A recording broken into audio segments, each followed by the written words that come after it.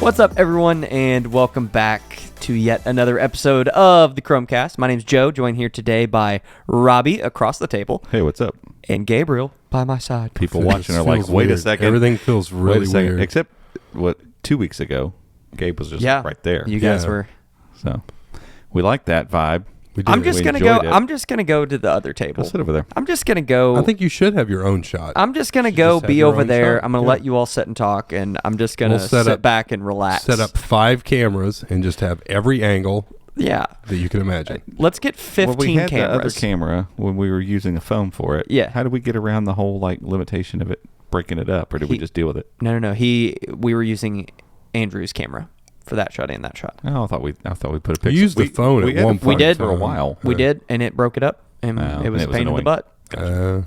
Yes, if anyone it probably knows, overheats. Overheats the phone. I'm sure it's got some reason, but if anyone knows a workaround for filming long snippets on a Pixel, let me know on Twitter. Have we researched this yet? Yeah, the Filmic Pro obviously cuts it. The main app cuts it. Obviously, Filmic Pro is a very robust tool. Probably as pro level as you're going to get. And there was one other app that I had looked into, but I never ended up installing it. So, if anybody knows, let me know. Can't do it. Melt your phone. Yeah, I mean, it's like... True. But it's... I mean, I don't know that because it starts right back up, basically. There will be like a 1 or 2 second gap, but it's just enough for it to... I don't know. Super weird. Because if it's a heating issue, it would just not record. It would just stop. But it's recording. It's just splitting up the files. I don't know. That's weird too. Anywho.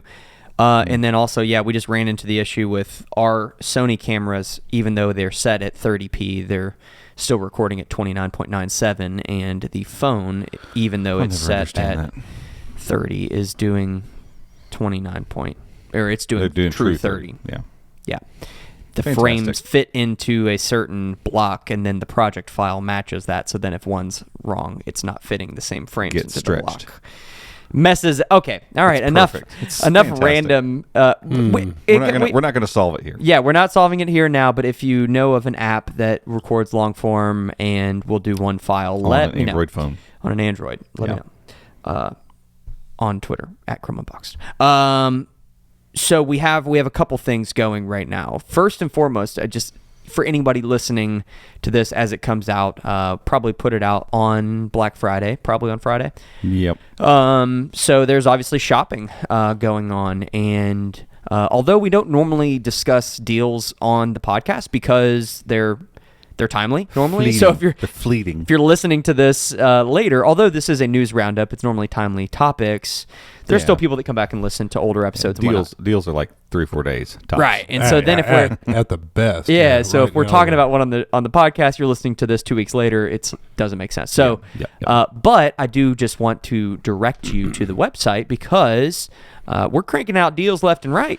We are. And you can actually go to ChromeOneBox/deals to see all the deals. And like Robbie said, some of them are 3 or 4 days. Some of them will be through Black Friday, Cyber Monday. They have a new one now. What's it called? It's Panic Saturday. Tuesday? It's something. I don't know. It's something like the weekend weird. Before Christmas. I think it's right. Freak out. Yeah, I don't know. It's like Freak Out Friday. So you have Freak Out Friday. It's the Friday afterwards. And you're like, oh my God, it's getting too close to Christmas. What am I doing? I mean, I don't know why they don't just go ahead and bite the bullet and say, hey, starting November 1st, we're just going to run deals until New Year's Day. Kind of seems like what a lot of people are doing. Yeah, shop Black Friday deals all of November. So Best Buy updates new deals every day. Some of the stuff is a Black Friday deal, so it's good through into next week, whatever. But so you just kind of have to click around. Some of them, like that Duet, the OG Duet, went on sale for like $189, but it was literally for 24 hours, and that was it. Right. Yeah. So. And these things, I mean, don't get mad at us if you see an article that's 3 days old and you can't get the deal anymore. It's not our fault. Yeah. Or that same day.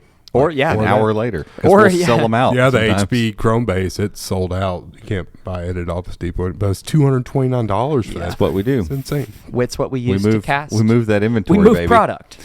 That's what we do. But yeah, like it's funny, like the whole deals thing. Like we've got a newsletter. You can sign up if you go to the newsletter sign up section on the site. You can just get deals if you want to. And it's all honestly of our like regular things that we send out. Like Joe does his weekly kind of roundup thing. But we send out post notifications as well if you want those. And then there's a daily digest and a weekly digest that are kind of automated of all of those, other than the big. Because the big roundup thing that you send is also like our giveaway audience too. Yeah. So that's obviously a big audience. 35,000. That's a lot of people. It's like a town, a city on a hill. But it's amazing. The other list that we have that's the biggest is the deals. Yeah. It's growing close to, I think, 8,000 people are on that list. Yeah. Because it's useful, but you also need to know. Like when it comes out, you need to know if you're going to go make a move on it.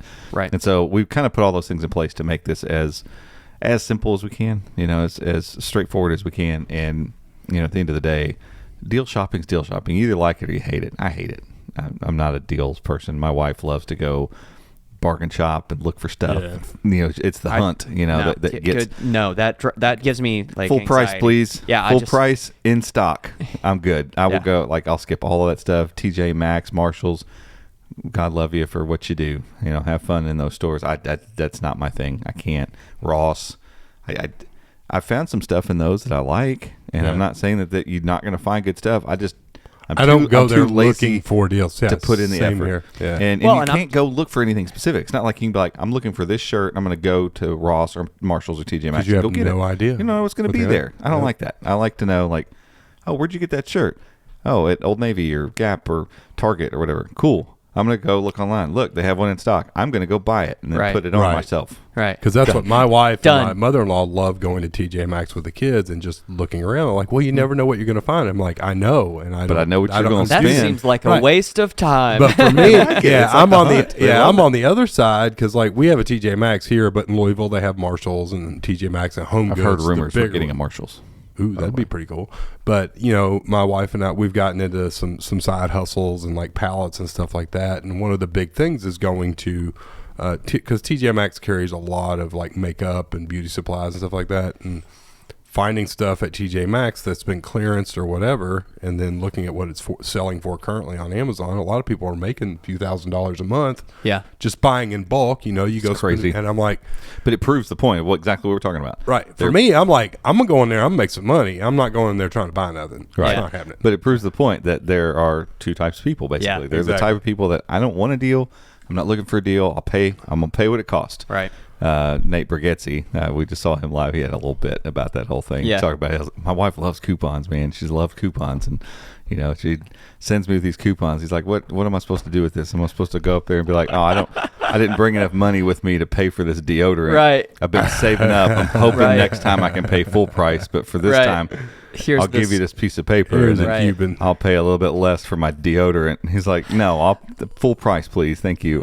Just let me keep my dignity." And so there's those people that's what they're going to do, and that works because people will go find stuff on sale at a deal and sell it to the people that don't care to look for the deal. Yep. Because there's two types of people. Well, shameless plug for a sponsor. We were talking about this at lunch. One easy way to save some money that doesn't require deals or coupons. You're right. Rolling right Rakuten. Rakuten. There you go. Yeah.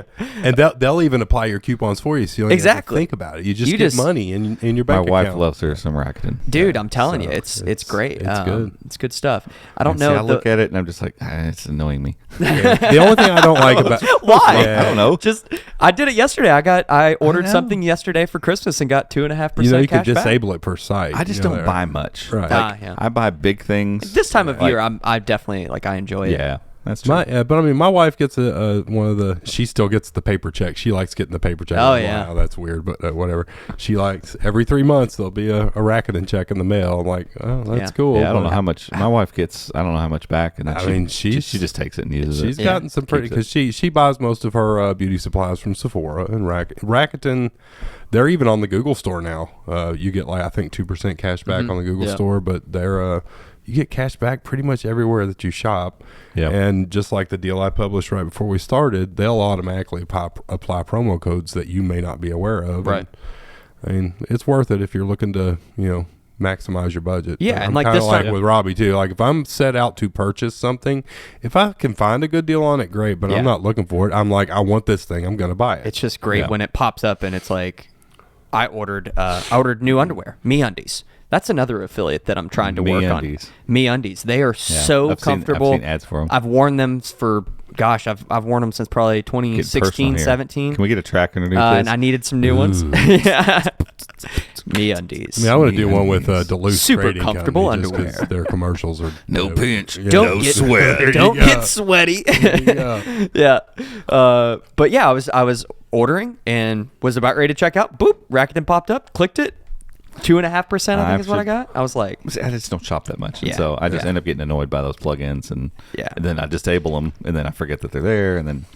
That's why I was saying the only thing I don't like about it is, I mean, it's nice having the extension, but it bogs down Chrome pretty because it's scanning every site. It's really aggressive, and so then I end up turning it off, and then I forget. Yeah, you can just pause it or only turn it on for certain sites, and then when you are going to make a purchase, then maybe turn it back on or however you want to do that. But if you're like my wife, run that thing on everything. Run it on everything. She loves getting her. We'll link it down in the show notes. Go check it out if you want to save some money this holiday. I have to say though, my wife is also the person that will go and be like, well, yeah, but if I buy 2, I get 3 free.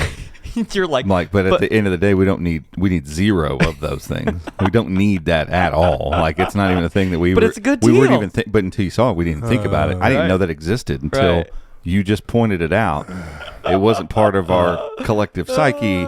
And now we need to buy 5? That's great. What's the deal? That's great. She loves some deals, man. Well, outside of deals and coupons and all of this, we're just going to give away some stuff. I like that. That's always. Everybody likes that. I like to buy big things and then give away stuff. Yeah, giveaways. Sharing stuff. Linked down in the description, we're giving away 5 Lenovo Chromebook Flex 5Is. Yes, sir. And we're going to end that giveaway on the 12th of December so that we can hopefully get them shipped out in time for the holidays. So make sure to go click enter to win. And check your email. Please. Yes, we got to move these things quick. Today I picked a winner for our Chromecast giveaway. We finally hit 6,000 subs. Thank you to everyone who entered to win that. And the winner emailed me back in literally 5 minutes. I was so stoked. That's shocking. If you get those, if you see a Chrome Unboxed email and it's in your social or your promotions or any of those other folders that Google likes to filter stuff into, just open the email, click on the 3-dot menu up at the top right and click move to primary. Yeah. And then from that point forward until Google decides otherwise, it will go to your primary inbox. Yeah. Yep. I just drag stuff over. You can just drag I just learned about dragging in Gmail the other day. Gabe didn't know you could drag anything in Gmail. Gabe just started emailing like Monday. What was it? We were emailing a partner back and forth, and I was like, Gabe, this thread is like, you need to do this, and he was like, whoa, that's awesome. It was. Oh, it was grabbing from like CC to BC. So we have some of our employees we email on Mondays just with some different things, and Joe and I are on that thread, and he emails some stuff, and I email some stuff, so I hit reply, and it puts Joe in the mains, and then the employee just drag and drop those CC, bad boys. And I realized that you can just drag them and rearrange them. I was amazed. Amazing. I don't email a lot. It's great. And I think of John Mulaney when he's talking about, I don't remember what it's the New York Post. He's like, hero tutor teaches kids after school, and he's like, yeah. Right. Great. Hero businessman learns how to email. There you go. Gmail allows you to drag and drop. Love it. I didn't. Yeah. But he was like, I didn't want to learn that. He was like, did you know that? I'm like, actually, no, I didn't. Yeah. I've never thought to do it. I spent so much time in email with our last company that we worked for, and I still email a lot now. Yeah. So I spend most of my day trying to avoid email. Yeah. I'll be like, Robbie, did you get that thing I emailed you? No. Nope. Didn't even remotely see it. I use my superpower to avoid email and social media. Just cut through. Robbie likes writing articles and dealing with hardware, and that's it. Hang out with my family and friends, and the rest of it can. Speaking of new hardware, let's chat a little bit about some of these devices that you're tracking that are featuring the new Kompanio 520 entry-level chip. 528. Or 528, yeah. So I didn't say anything, and I think you talked about it in one of your interviews. It's just the clock speed, right? I think so, yeah. But it should be. Yeah, Victor the 820, 828, like, I remember we were a little confused. It's 2 versus 2.2 gigahertz. Yeah, let's say it's just overclocking, basically. So yeah, they're going to be interchangeable, especially at this lower spec level. It's not going to make a massive, mind-numbing amount of difference. But just like with the Acer Chromebook 514 that has the 828 in it, we also had a device. I messed with it for a couple days and it seemed to be fine. The Asus CM3, the Flip CM or Spin or Flip is them. Asus Flip. Yeah. Flip CM3 with the 820 in it. I still have that thing. Right? Yeah, it's around somewhere. Or Chromebooks coming out of our ears right now. But yeah, I tested it and it didn't seem to be that different. Yeah. But I was really happy with the 828. So I mean, if once these devices start coming out, I would say the 528 would probably be a better device to be using on a regular basis. But it's probably not going to make that much difference between the two. And model number speaks a lot here. It's the internally known as the MT8186. The 8183 is what was in the original Lenovo Chromebook Duet. Yeah. And so this is kind of just the next evolution of that. Hey, we're going to put this in lower cost devices. Right. I don't know that means that we'll see it in a Duet. I think Lenovo's moved on from that entry level, unless they, I could see them putting out the next Duet whenever they decide to do that. Hopefully they don't abandon that. They're the last vestige of Chrome OS tablets, and they make great ones. If you're listening, please. They make great ones. But I can imagine them having to decide at this point, are we going to make a Snapdragon 7C Gen 7C Plus Gen 3? Because there's quite a few of those just kind of waiting in the wings, like devices that are coming out. I don't think any of those is a detachable or Lenovo, but whether they're going to use that in a Duet 3 or Duet. I don't know what they still call it the 3. What's 3? I don't even know what 3 is. 3 is just their entry level. 3 is like 3 series. Yeah, entry level. 3 series 5. So it could just still be a Duet 3. The next Duet 3 that comes out, it could have that chip, or I feel like they would move to the 828, the 800 series, right? Because it feels like they've moved up to mid range and they're not going to go back to entry level. But they could do that, and then remember when they did the 10e? Yeah, do the rugged education version, EE or whatever they call their education models, and then put the new entry level chip into that 520 or 528 in that. My guess is we'll see. It'll be mostly education devices. It'd be cool to see someone take this chip and make a thoughtful Chromebook. I haven't written this opinion piece yet. But I want to. But the Surface, Microsoft Surface SE that we turned into a Chromebook, basically, that device is one that is lower cost, and it's all plastic, but it's thoughtfully made. It reminds me of some older Chromebooks that had slow processors in them, but there was some thought put into the chassis and stuff. It doesn't look like a brick, Right.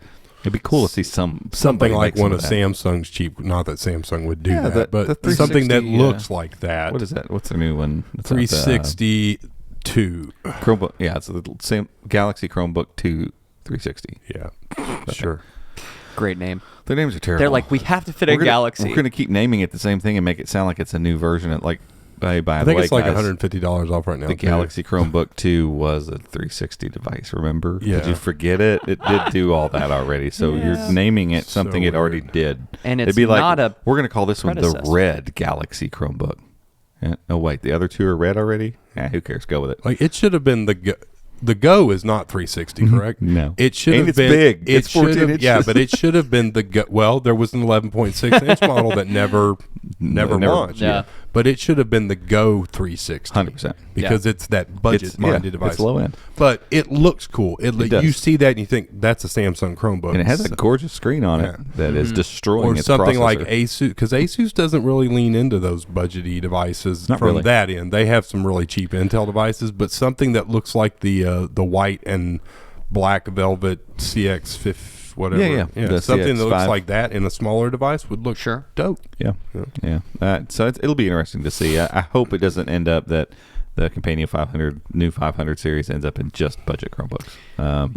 Because interestingly enough, when you look at the core layout of it, it's using the same big and little cores of the 800 series, the 820, 828. It's just only got 2 big cores and 6 of the small cores, but those are all huge upgrades over the original 500 Kompanio. Right. So it's going to be a big upgrade performance for sure. There's no question. It's just a matter of what devices is it going to find itself in. And yeah, like under heavy load, the multi-core is going to be slower than the 800. So if you're trying to run like heavy games or do crazy stuff with it, but I think on like you got 5 tabs open and a couple windows and an app here or there, it's probably going to feel on par with an 800 series. So they didn't let me film it, but I talked about this in the interview with Victor that we literally just put out. So 202 episode, if you want to go check that out. So out in California, I actually got some hands on. They didn't let me film it because it was a reference device that I think would have been recognizable. Was it a clamshell? Yeah. And I think if we would have filmed it, people would have been like, oh, that's that. There's a new version of that. So they didn't want me filming it. But I did get to do a hands-on demo. And it was doing Discord, streaming the screen in Discord with GeForce Now and something else running. I don't remember. But basically, those were like kind of the 3 main things running. I think external display. Okay.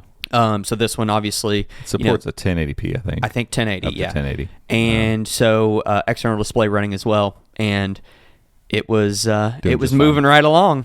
Yeah, like the A28 surprised me.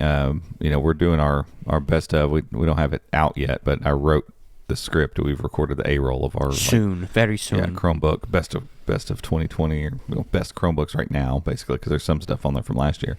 But we we're putting that list together, and so I'm having to kind of like reminisce over some of these older devices, and the 828 powered Chromebook 514, like that was just one of those ones I look back on and I'm like, man, I remember, because I think it was over the summer or something, whenever that came out.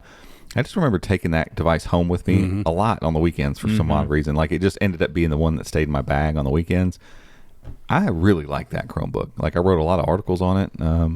And the keyboard trackpad's great. And the performance was, again, it wasn't like mind-numbingly fast or anything. It didn't get in its own way. It's like, cool, this is an affordable Chromebook. Right. It's a little aluminum, a little plastic. It's not high-end anything, but it's super enjoyable to use. And so if these ARM chips can get there and then hang on, because that's the other thing, it had ridiculous battery life. Yeah. Like it would last 14, 16 hours on a charge. And so I could take it home over the weekend and use it multiple times and never even once even think about putting it on a charger. And so Victor referenced that several times. And they were talking even about like their focus on sustainability and thinking about like creating devices that have that sort of battery life. You're plugging them into the wall less. Right. And so your carbon footprint is being reduced by using these devices that have this sort of battery life. And when you take that at scale over the tons and tons of people that are using these devices, the battery life is substantial. Yeah. And it's, we're getting to this point, and again, in writing that script, thinking through, like we're getting to this point where last year's Chromebooks are excellent, not because, last year was just so good. It's just, no. I don't want to say we've hit peak Chromebook because we haven't quite got there yet. I don't think. Like the Dragonfly's getting pretty close. Yeah. But, I think it's like rounding out in this weird way. I don't know what kind of curve or graph that would make.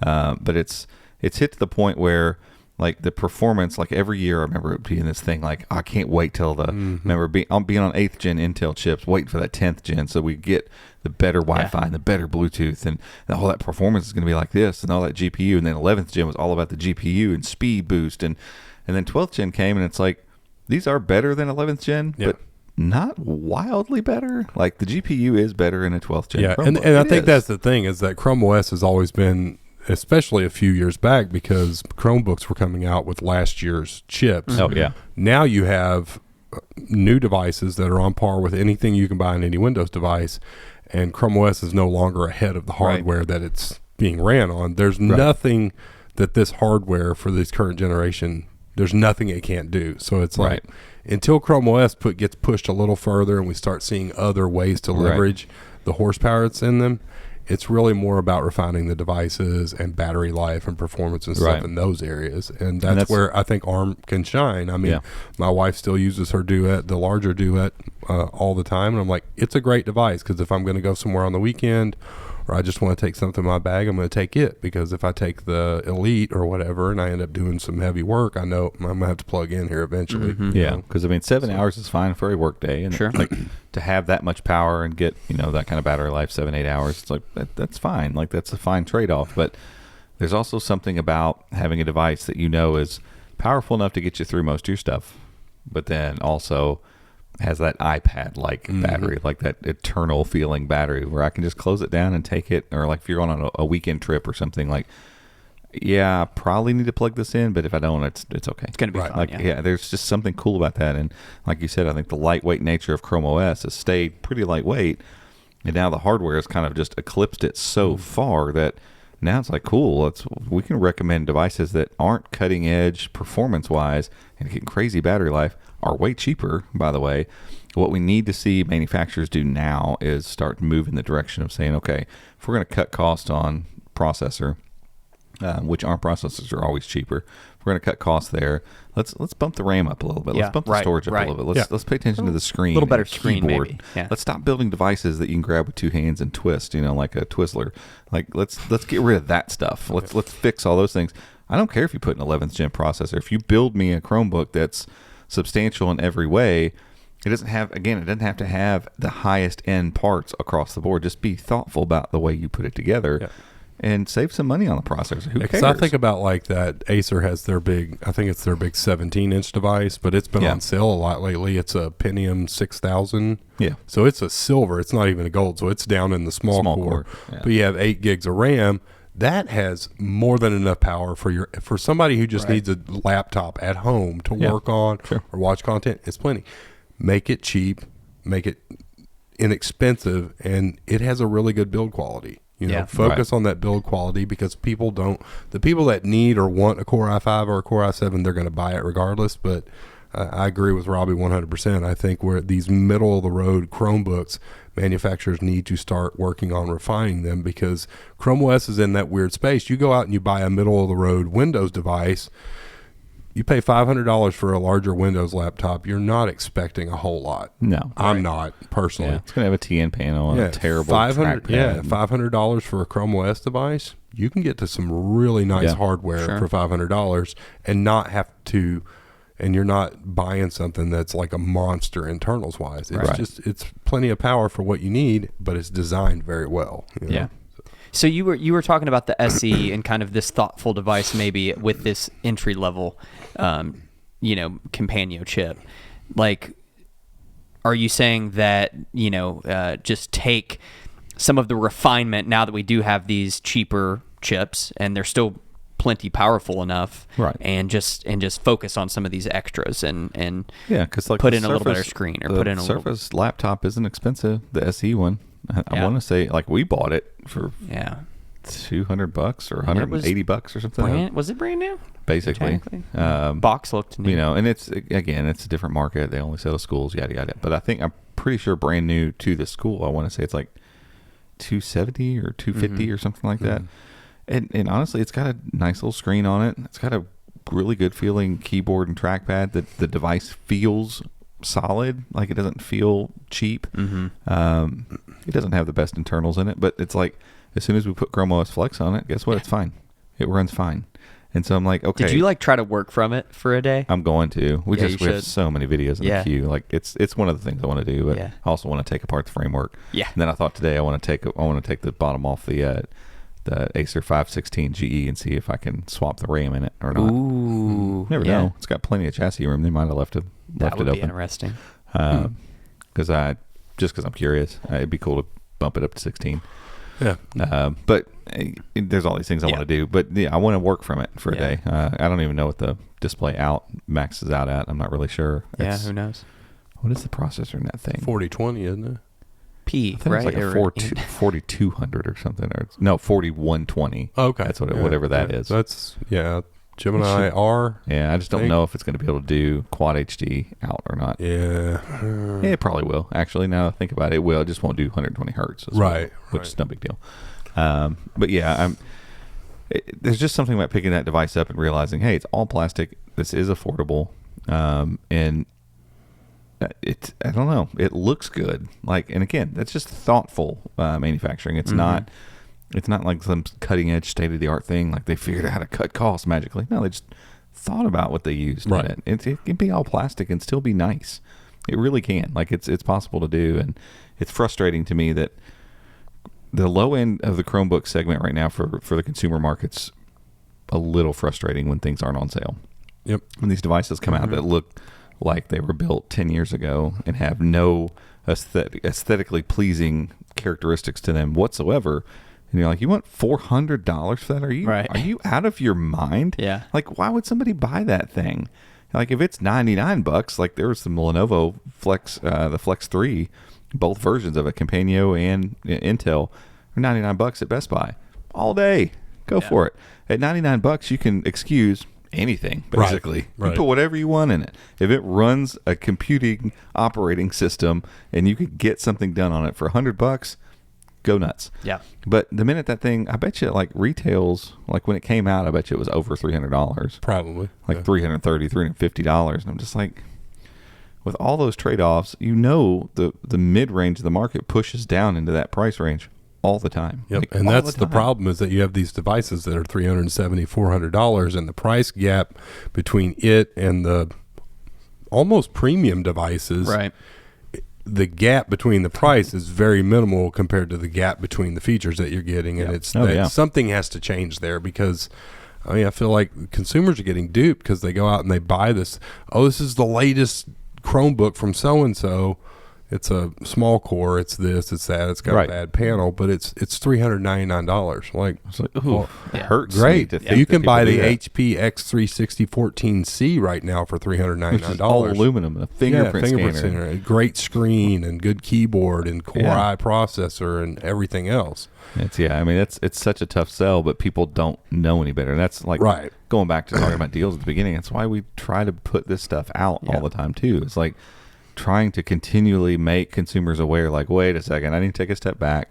And that's why we redid our best of this year. And that's the thing, is when we say this a lot of the reason we don't recommend a lot of lower end devices is simply because they're priced out of contention.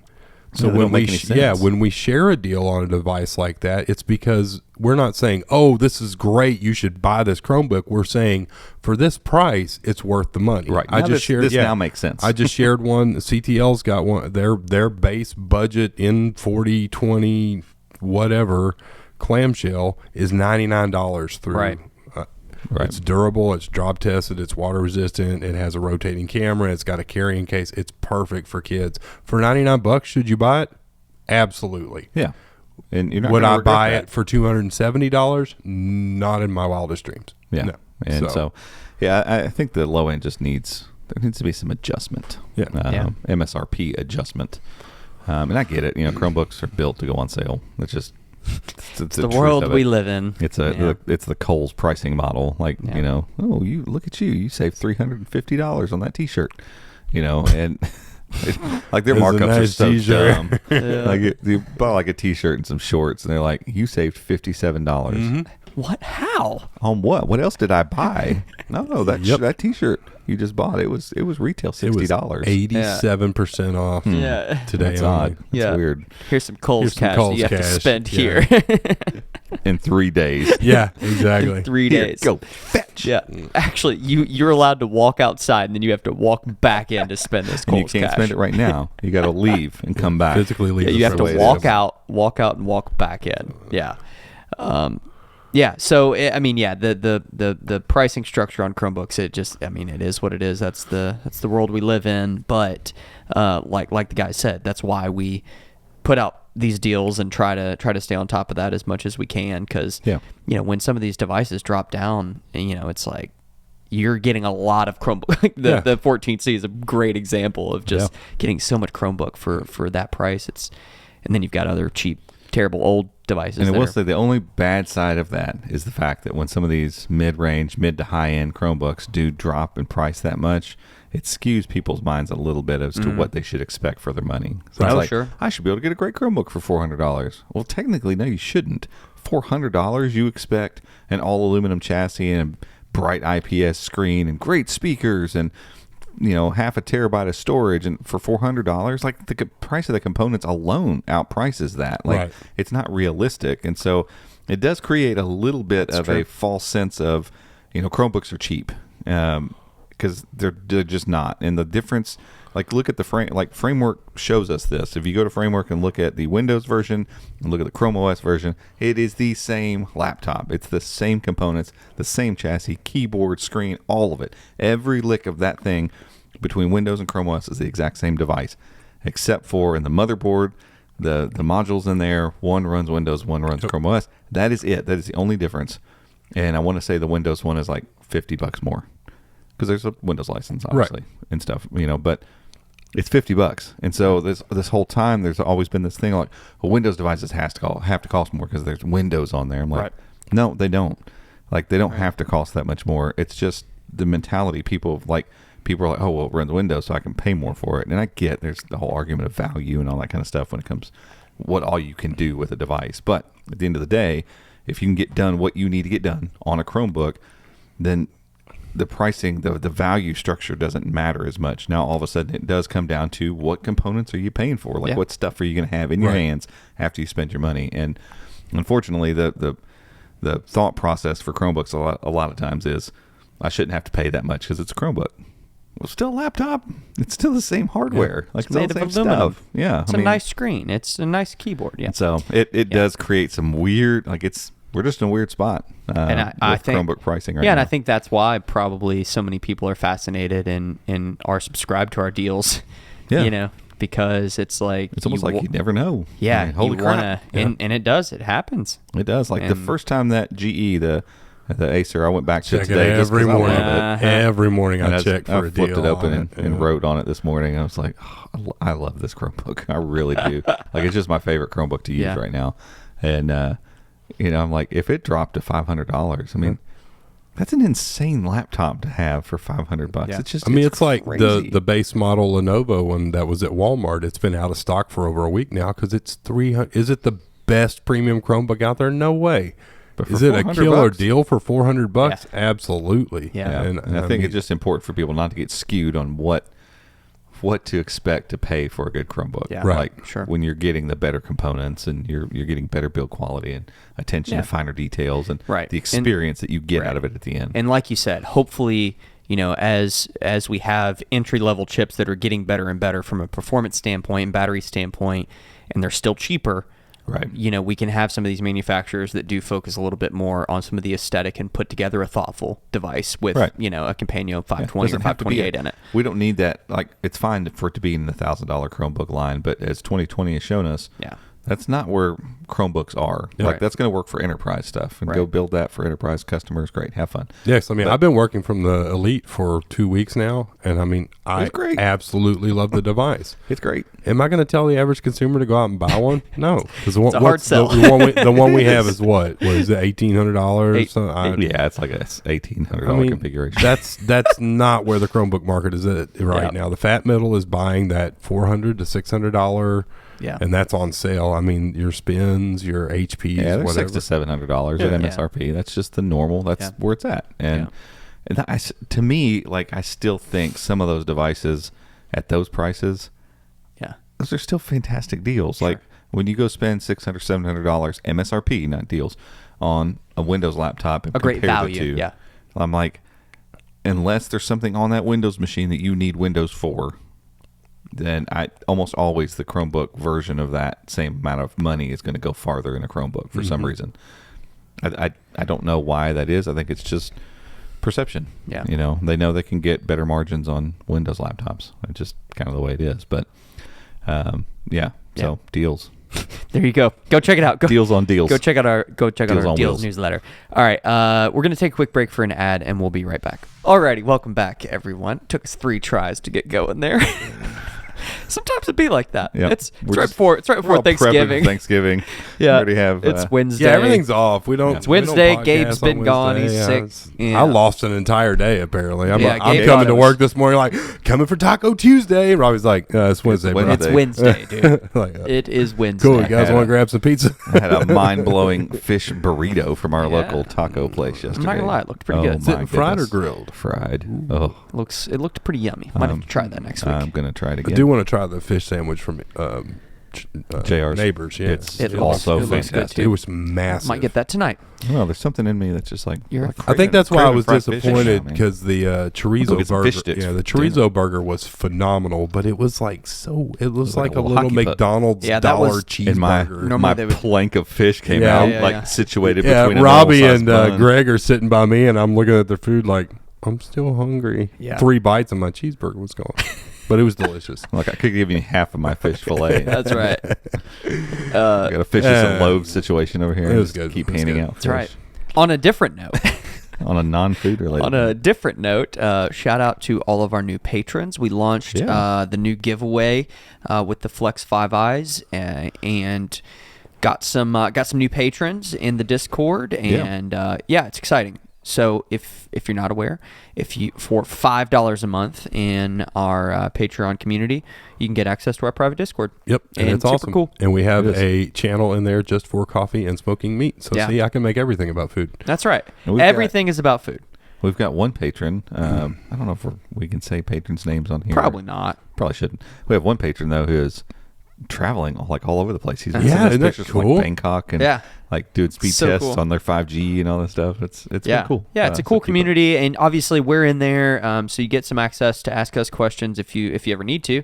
But it's just, it's more of just a community, and everyone, all of the other patrons in there are, if you have questions or you're working on things or you're sharing things, it's not just access to us. You're getting in with a group of Chromebook enthusiasts. Perfect example. It's great. Yeah, click this so it hides the names.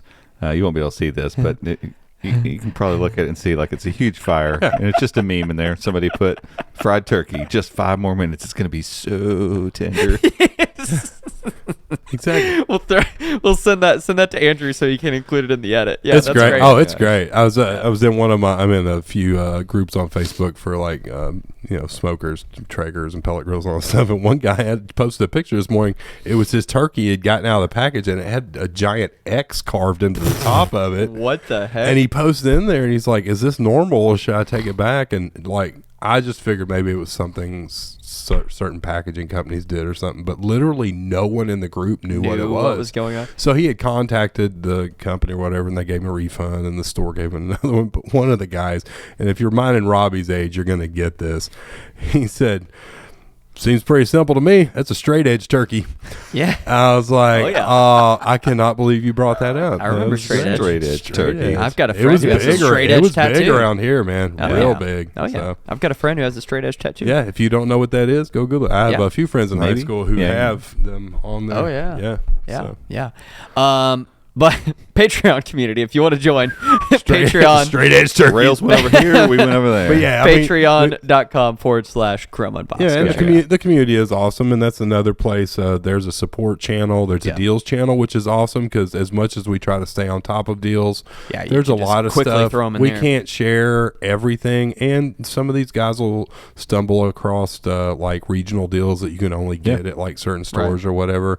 But the support group is great. We've got a few guys in there that are way smarter than the three of us combined. A lot of Linux experience and admin stuff. So if you need some help or whatever, it's just it's a great place to hang out. Yeah, that's the cool part. I think like there's certain communal aspects. Like not everything's better by committee or better by group effort, but like getting help on stuff. Like there's a lot of people that are just as knowledgeable as we are about 100%, and so.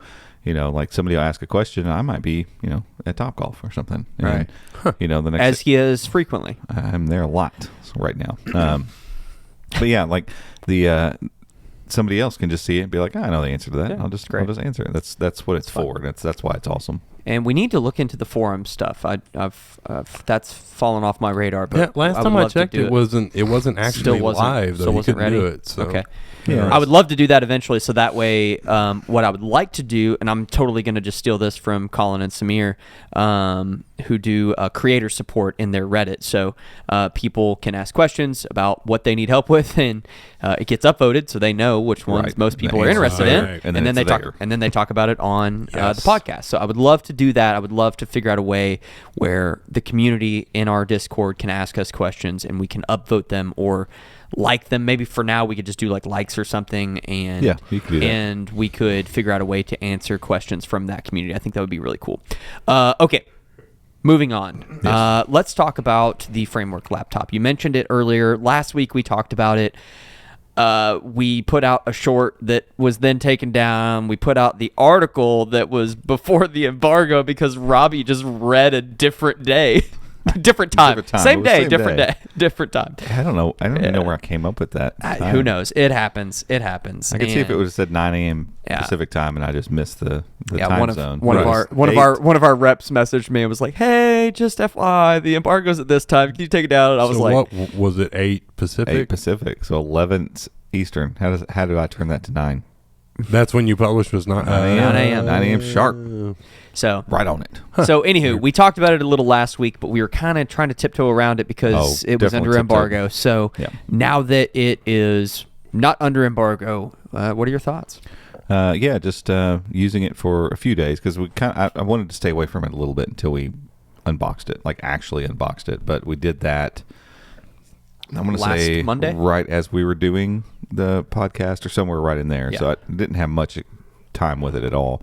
I've been working from it since. I will say, I'll give a bad news first. Like there's something going on. I don't know. I need to power wash it first, and then I'm going to have to send some emails. And there's something up with the particular build or my particular device where it's just hanging up a lot. It's struggling, like, low end Intel processor sometimes struggling. It's got a lot of juice. It should not be. There's no reason this thing.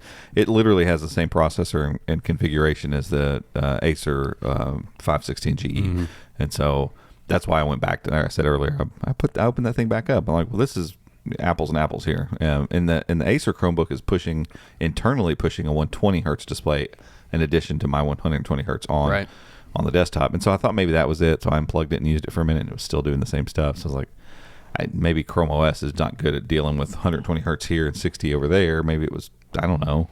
But I've used other Chromebooks that aren't dealing with that either. So I don't know what's going on. Is it in a weird build or anything? No, it's unstable. I even went to beta to see maybe they've addressed this already, and because it's just now kind of coming out. So I got to do some more research there. So that's been a little bit of a bummer. But when it's not doing that, and it's weird because once it starts doing it, it's like once it's hung up, it's hung. Yeah. But then I'll restart it, and sometimes it's like within 5 minutes it's doing it again, and then sometimes I go a couple hours and don't really notice it, and then all of a sudden you go to swipe up once, I got 4 windows or something open, and it's like, oh no.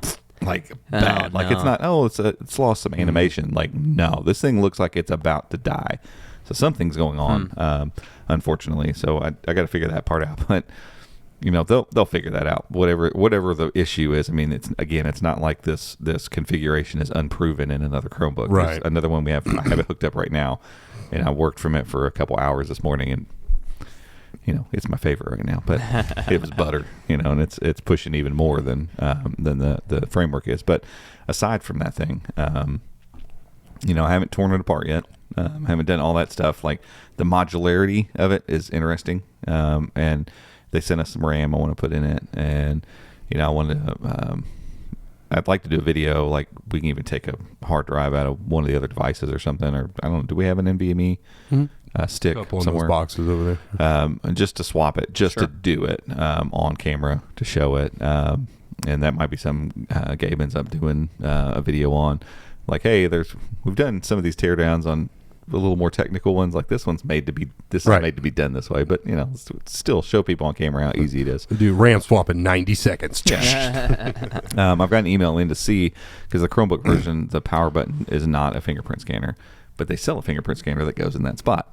For the Windows devices, obviously for sure works, because they wouldn't make it if it didn't work on one of the two.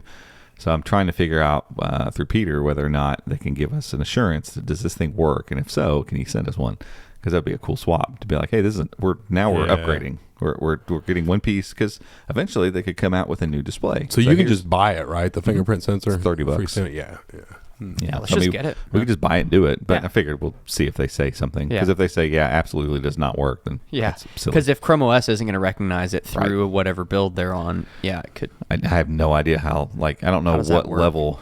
It just depends on how it reports over the bus to the motherboard. Right. Is that something that's just inherent to Chrome OS, or do they have to encode it to the specific device? Right. Yeah. So, don't know.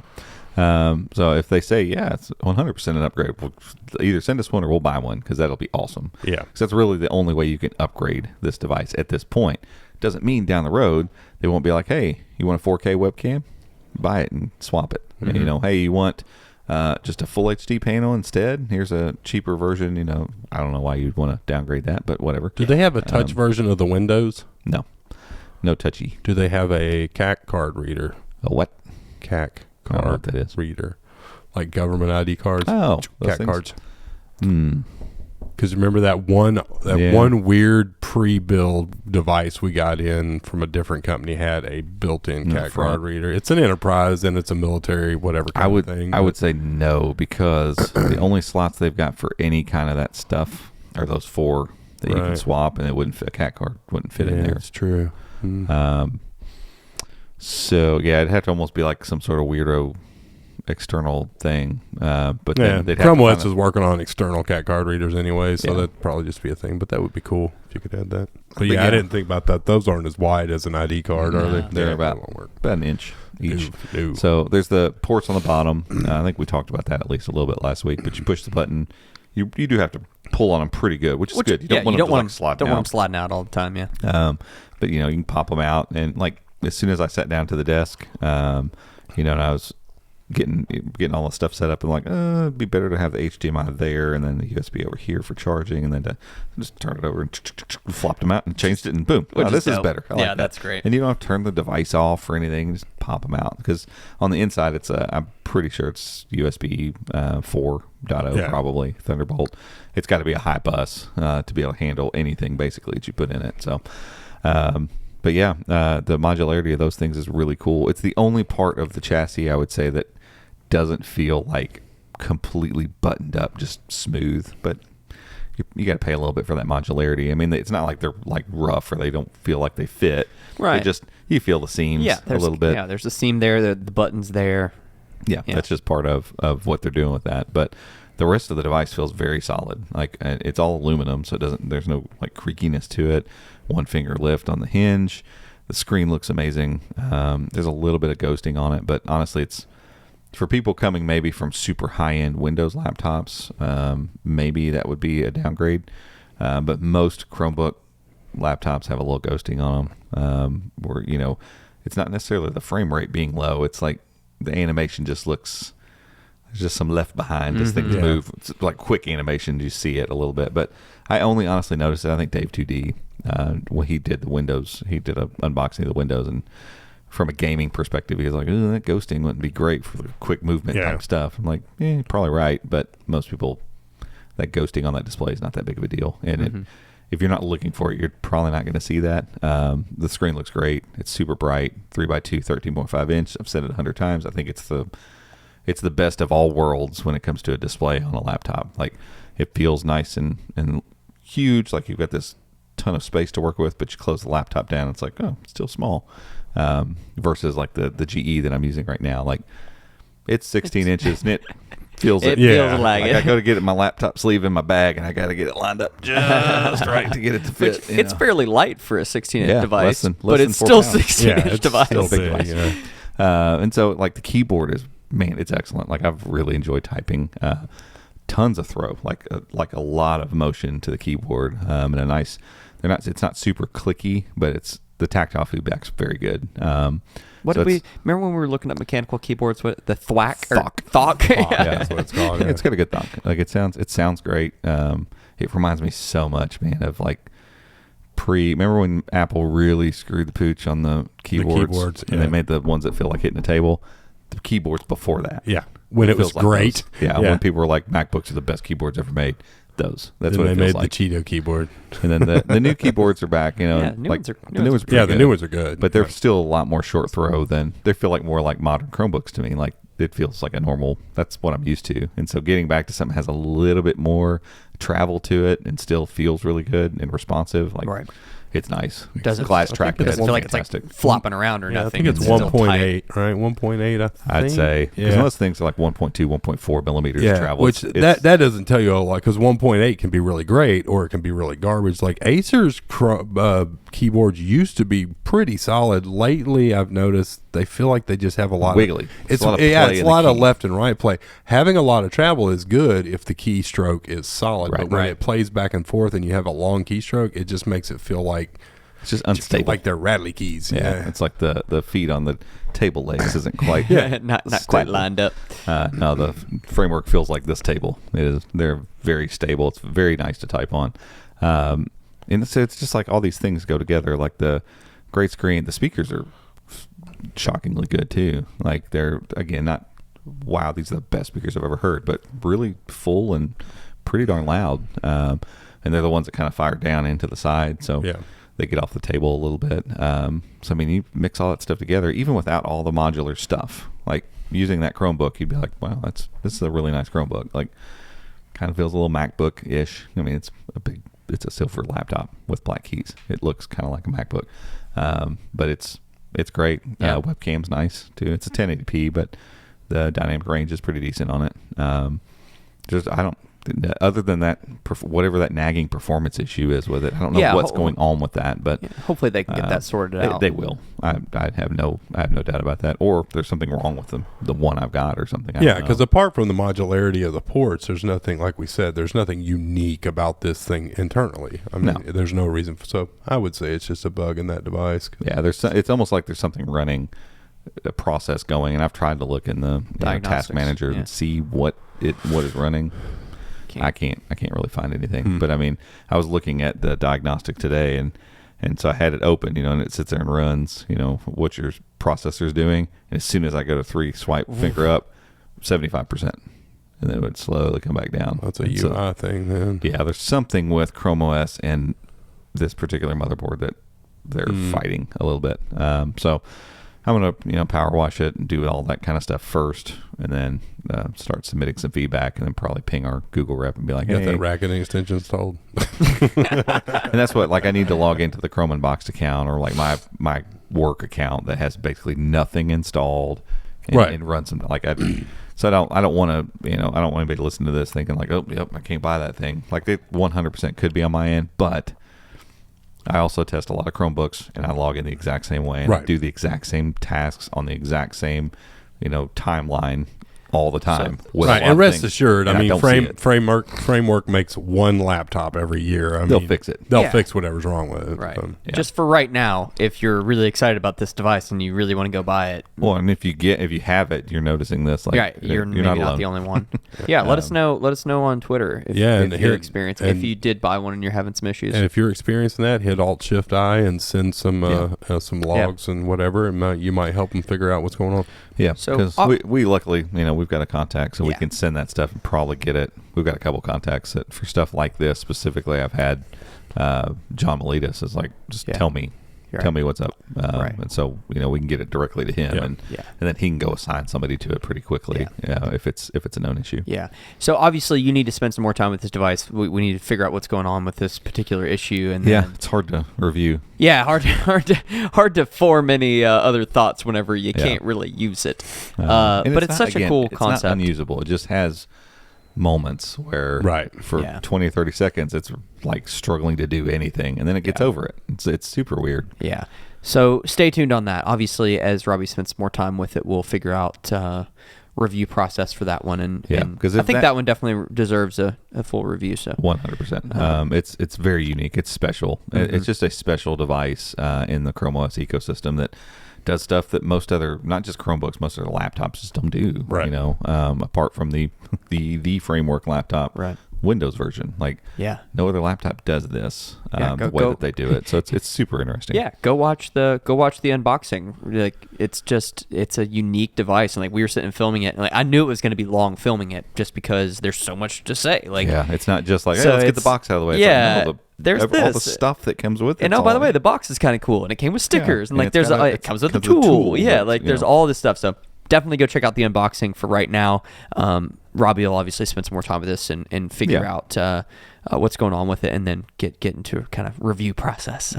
So let's talk about one other device. You mentioned the 516 GE from Acer, but we have another gaming device in the office. Have we done an unboxing yet? Yeah. Yeah, we unboxed. Honestly, I had to look. Yeah, I just put it in my post this morning. I had to look yesterday when I was putting the best stuff together. I was like, been a crazy few. It's in there. Yeah, it's there. So the Lenovo gaming. We have Chromebook. Chromebook Gaming Edition. We have the i5. IdeaPad Gaming Chromebook. Yes, okay. I believe we do have the i5, so which is now available too. Yes. When we did the unboxing, it was not. Correct. So it's come available. Interesting device. It is. It's on par in most aspects with the Acer. I've not really handled. It fights directly with it. Spec wise, they're pretty much identical. What's the brightness on the Acer? I think they're the same panel. So same panel, 350, 350 RGB keyboard, Core i5. The only difference internally is the Acer has the P series processor. The Lenovo has the U series. I keep forgetting that. So I haven't. We need to do our own benchmarks, but I'm sure if we get on CPU Monkey or whatever, we can see. I will almost guarantee you that the P series is going to beat the U series in most aspects. We just got more threads, right? Yeah, so you have 2 more cores and 4 more threads. Yeah, so it will multitasking. It's going to outperform. The GPU's the same. They're both Iris Xe graphics. Yep. On normal day-to-day use and even on cloud gaming, you will not notice the difference.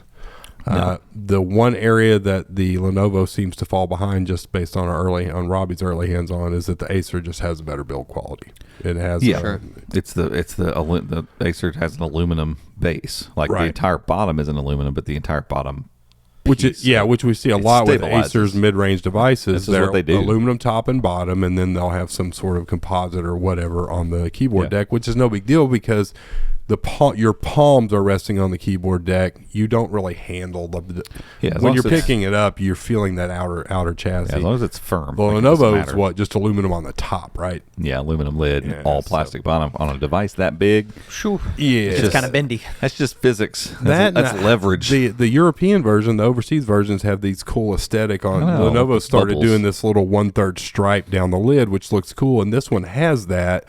But there's no design on it. The European version has these little pill-shaped bubbles. Yeah, it's cool. And it looks gamey without being over the top. I wouldn't feel bad about walking into a meeting with it, But here's where things start to break down. Apples to apples, they're both great devices, and you could recommend either one based off the specs. The Acer is $649 retail. Yep. I'm sure it'll go on sale at some point. Lenovo's i3 retails for $5-something, but it sold for $399 until they sold out. Yeah. The i5 on Lenovo's website is $799. Oof. Yeah. When we found that, it was like, oof. Yeah. That's my son's favorite new word, by the way. Oof. Oof. Yeah. It's a great word. It means he died. Is what. I don't know if it's Lanky Box or one of the gamers You're that he saying watches. So many weird things right now. It's one of the ones he watches that the guy does gameplay for Roblox and Minecraft. No, Five Nights at Freddy's, and then there's another one, Missy. I don't know. I can't watch Lanky Box. They know me. They say oof a lot. Okay. So it's probably where it's rubbed off on me for my kids. It's a constant ugh, but it's it's a verb though. It's like he oofed. It means he died. Okay. He died. I only use it as oof. Reactive. So, but yeah, $799. No bueno. That's a tough pill to swallow because for $799 you can buy an Acer Spin 714 and have some money left over, and you've got a comparable device that's also a convertible and a touchscreen. Yeah, aluminum and a stowed stylus. Yeah, and all of those things. Better built. So. There's a lot of reasons. There's all the reasons. And it will also do cloud gaming just fine. You just don't get an RGB keyboard. You're not getting 120 hertz screen.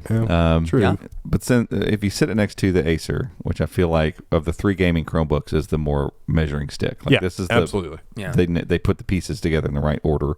The build quality of the Lenovo is less, but I think the speakers on both of them are really good. The Lenovo does have a better keyboard. Right. Lenovo makes great keyboards, and Acer usually makes mediocre keyboards at best. The RGB lighting is better on the Lenovo. The keyboard's better. The trackpad's maybe a push between the two. Neither one of them were bad. Yeah. And the 516's good. It's not spectacular, which is good. The ocean glass thing. But Lenovo's wasn't off-putting.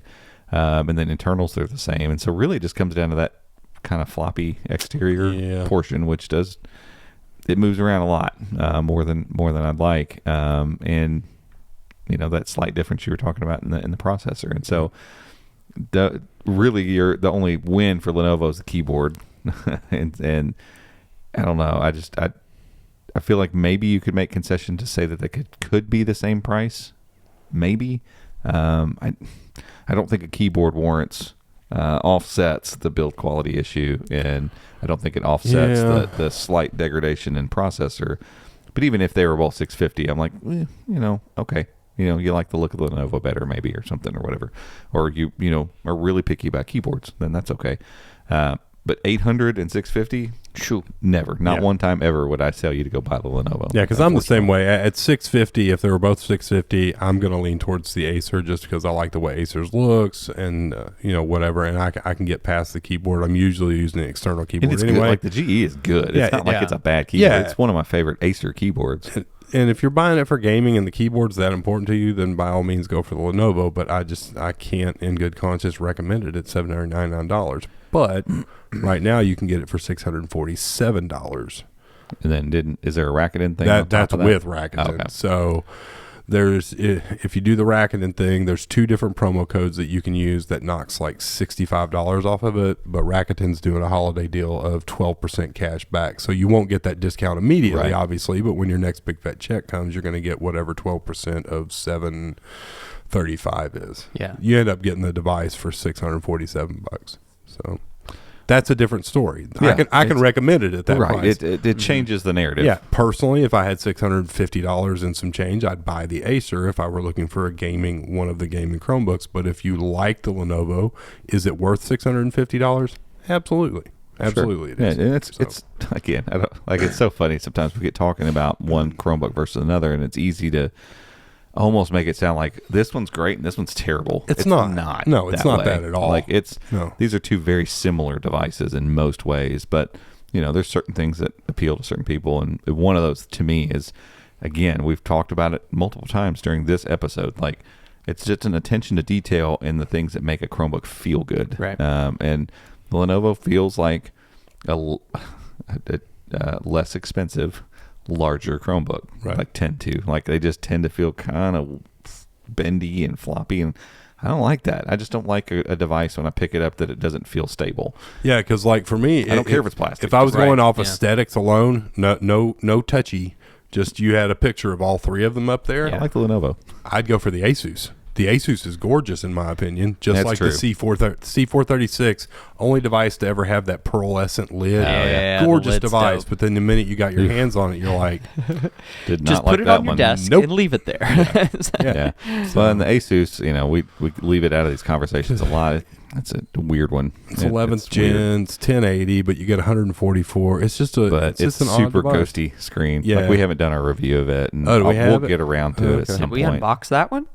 No. Okay. I started using it, forgot to unbox it, and I was like, I don't know. It could just get its own little and video. Again, I think we're going to do just a video about it, and why I think it's the least, the one that I would recommend least, because it's a 144 hertz 1080p screen, and it's got ghosting issues, like kind of bad. And so even though it registers at 144, it's so bad, I had to go find a web-based test to make sure it was actually doing 100. I didn't believe it was 144 from the look of it, because the 120 looks so smooth.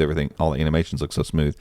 It is technically refreshing the screen 144 times a second, but there's so much ghosting on the screen, it doesn't look like it. And so the whole thing is the way it looks to your eyeballs. Who cares about the spec? And so now and it's only a 250 nit panel too. And so there's so many downsides and that goes right back to what we were talking to. Does that mean, is it a horrible Chromebook? No. Right. But it's also $50 more than the Acer, and it's an 11th gen processor. Right. It doesn't. And you've got all those little nits that make it not great.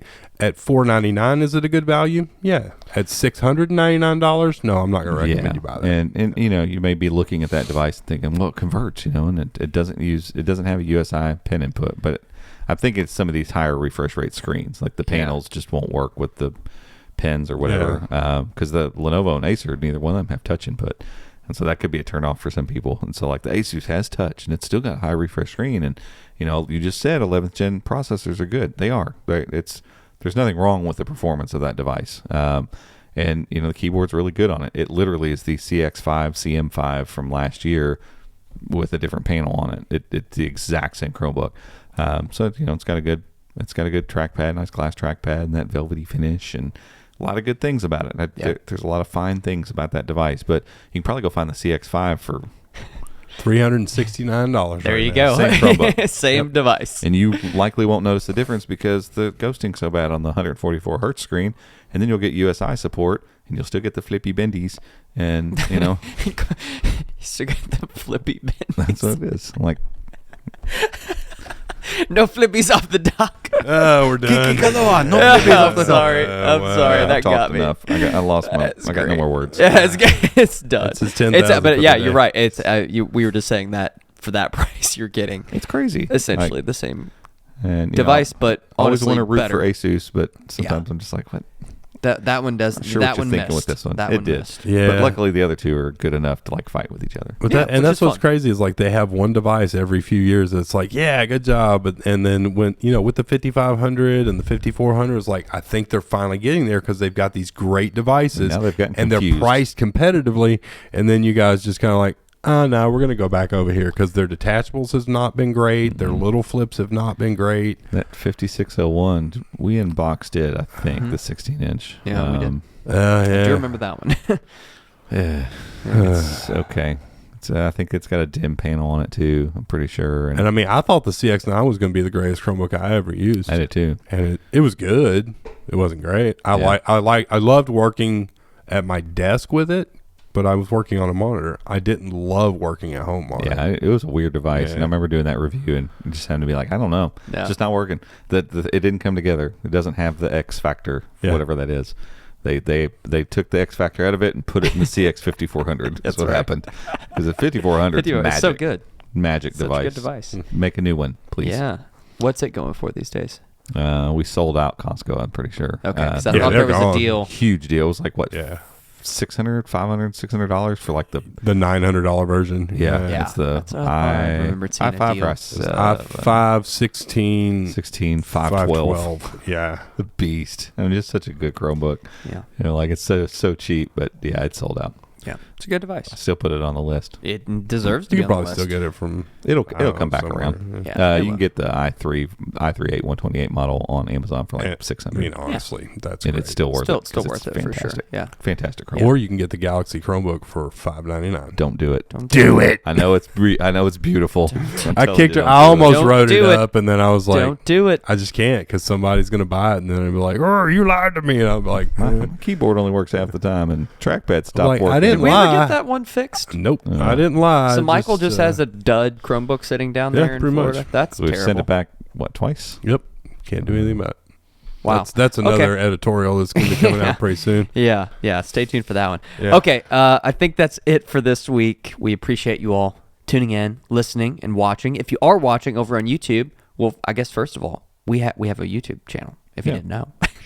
We talked about it, 6,000. Yeah. Is that why these cameras are here? That's why we have these cameras here and this big I old thought light. this was a live stream. We're live stream. We're going back to live stream. Going live, baby. We did a few lives here and there. It was No, thanks. it was not fun. Make sure if you're watching on YouTube, give us a thumbs up. Go down there, click subscribe, notification bell. It's all tough, of man. those It's things. tough. down, Over there, left. this It's here, up, over down, there. left. I don't know what I'm talking about. I'm ready for turkey, and that's all that's on my mind. So I have no that's it idea for this what week. we're eating tomorrow, so we'll see. All right, we'll catch you all in the next one. See ya.